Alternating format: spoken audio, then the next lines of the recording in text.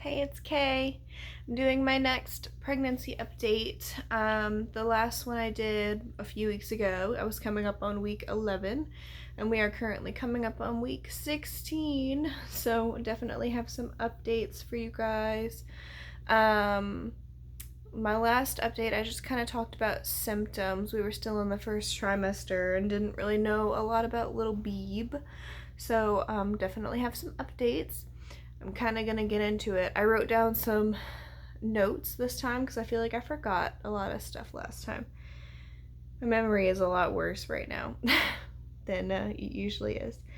Okay, so starting off with symptoms, I am still having general tiredness, fatigue, and still not sleeping well at night. I am still taking medication as needed for sleep, and it's just not really working very well.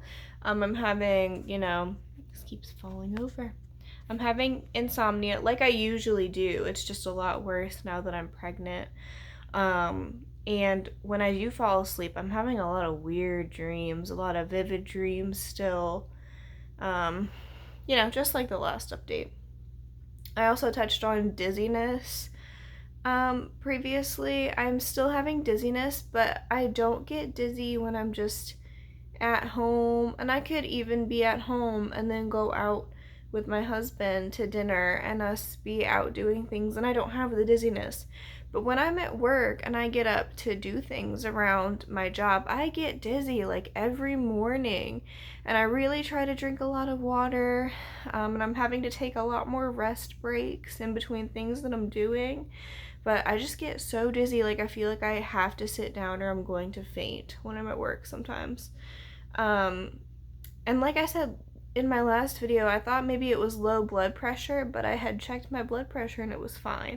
So I don't know. I'm not constantly checking my blood pressure. Maybe that's what it is, but it's still persisting, definitely, with the dizziness. Second trimester's been great as far as nausea. I'm feeling fine. I'm eating most of the things that I want to eat, so that's good. I went and got my glucose test done. This has knocked over again. You're just leaning up against a pillow, so you don't have really good support right here. I went and got my glucose test done at my 12-week appointment. They drew my NIPT blood sample and also did a 1-hour glucose test. I failed my 1-hour glucose test. They like for your glucose reading to be under 140 an hour after drinking the glucose drink, and my sugar was 155. So they scheduled me for a 3-hour glucose test, and that was to be at 6:30 in the morning the following week. And they told me, because when they checked my sugar after an hour, it was a finger prick. And the way she said it to me was, she said, "Oh, you're gonna get blood drawn 4 times at that 3-hour screening." And I was like, okay, thinking they were gonna do 4 finger sticks. No, they did venous puncture. They drew my blood with a needle 4 times at my 3-hour glucose screening.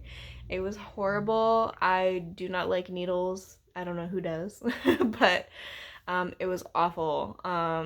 I like see stars when I get blood drawn, and I just had to really like hunker down, especially because when you go do a 3-hour glucose test, you get the glucose drink.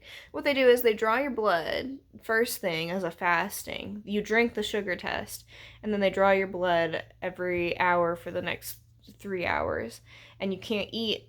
And they said I could drink water, but I really wanted to pass this test, so I didn't drink water. I just sat there and kind of dozed off for 3 hours, and I was so hungry and thirsty, and it really sucked. Anyways, I passed my 3-hour glucose test, and it's kind of ridiculous, honestly, because my fasting sugar was 85, which is excellent. And then my 1-hour sugar was a passing 1-hour sugar. It was like 129. But of course I had to stay the whole 3 hours. So it was 129, and then at 2 hours it was 80. And then at 3 hours my sugar was 55. And they, of course didn't know that because they send the sample up to the lab and haven't had it processed before you leave. But they were like, okay, we're done with your appointment. And they gave me a voucher to the hospital's cafeteria, but of course I just wanted to go home. So I get in the car and start driving home, and I was like, wow, I am really like dizzy. I am like really hungry and thirsty. So I ended up having to stop at a drive-through, park in the parking lot of that restaurant, and eat immediately because I didn't know my sugar was so low, but I could feel something was not something was not good there. So that was awful. I'm really frustrated that I just didn't pass the 1 hour screening because I feel like the 3 hour screen was so unnecessary and my sugar was so low after those 3 hours. Like, I feel like they could have been able to tell right away after 1 hour. Max 2 hours, like, oh, you're good, you're good to go. But whatever. Anyways, also, since my last update, I have purchased a Doppler. I got the Sonilene Doppler, and I've been using that to listen to baby's heartbeat almost every day. I think I talked about in my last video that I wasn't sure if I should get a Doppler or not because I would be checking it all the time, and if I couldn't find it, then I would freak out. I've had no problem finding heartbeats. It's been in the same spot, of course, and it is reassuring to be able to check that almost daily. So yeah, I like it. I'm glad I bought it, and it helps because right now in my current stage of pregnancy, I only have OB appointments like once a month, and that is just too long for me to wait and not know if things are okay. So I needed some way to be able to check. So I have that. Like I said, I'm coming up on 16 weeks. I haven't felt any like kicks or anything yet, but I definitely feel like my uterus is like heavier. Like I'm feeling some like pressure in my lower abdomen. It feels kind of harder when you press on it. It's definitely different. And sometimes I feel like I get pressure on one side of my pelvic bone or hip and the other side, and I'm like, okay, is that something pressing up on the inside in there? But I haven't felt any actual kicks or flutters or however they describe it. And maybe I have and I just can't tell yet. But yeah, nothing super noticeable yet. Let's see. We got our NIPT test results back. I want to say it took about a week and a half, 10 days to get our NIPT results back. And I just had her tell me the chromosomal results over the phone, and I had her message me through my MyChart the gender so that I could call Winston and we could open that message together, because I was at work and it was like 10 a.m. and I get off work at 7 p.m. and I know some ladies get their notification that gender results are in, and they have like a gender reveal party scheduled for 2 weeks from then, and they just wait that long. I couldn't even wait an hour. I was like, oh my gosh, I need to know right now. So I called Winston and we just opened the message together. So let me see, I had some pictures on my little computer here. Let me see if I'll be able to show you.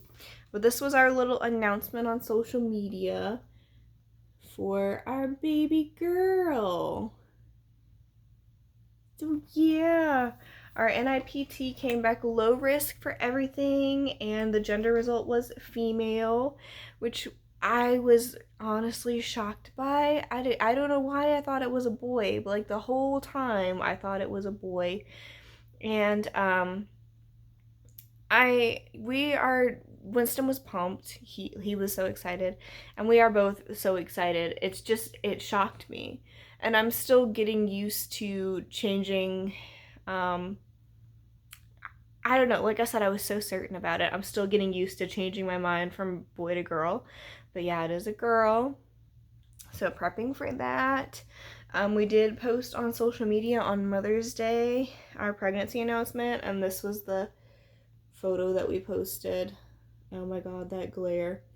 I cut out out of glitter construction paper that little pink glitter baby and had it on my stomach, and posted that. So everybody knows now, and it's been great. Let's see what else. I did start a registry, which has been so stressful. I knew it was a lot, but it's a lot. There are so many categories, and I on the website that I did mine, it has a checklist, and you go through the sections, and it recommends these are all the sections that you need to pick something out for. And it's a lot of things that I didn't even think about, and some of it doesn't even, I feel like doesn't even apply yet. There's feeding solid food utensils and stuff like that, and I'm not even thinking about that yet. I'm not there yet. and toys for them to play with, running around the house. Those what are those? The seats with the wheels on the outside that they can run around like they're in the Flintstones on the floor and stuff. I'm not even thinking about that yet. That is so far from now. And I know it's gonna come up like that, but I'm just not mentally there yet to think about my child being big and old enough to play with toys that advanced. I'm like, whoa. The furthest I will go right now is rattles. I don't know. I'll get there. I'm sure I'll get there. And I did actually in this video want to show a bump date because I feel like a little something is going on now. I know that I, haven't shown a baseline stomach or anything, but you can definitely tell in this photo that there's some kind of, bump going on. So this is the 15-week photo that I took, and you can see a little bump going on, little second trimester bump.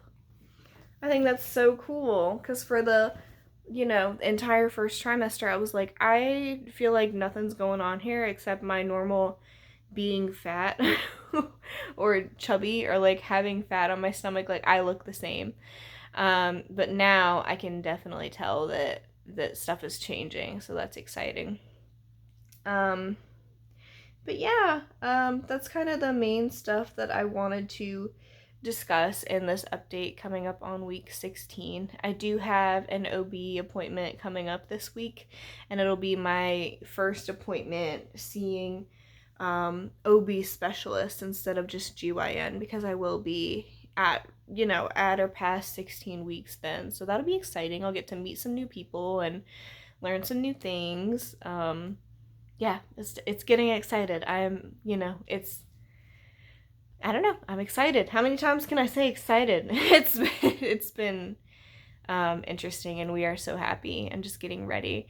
We are actually in the process of house shopping right now because we want to kind of upsize in preparation for this little girl so that she has space to grow up in. We're in a nice house right now, but we just want somewhere with a little more space, a space to grow. So a lot of changes happening. Can't wait to keep you guys updated, and thank you for hanging out with me. Okay, have a good day.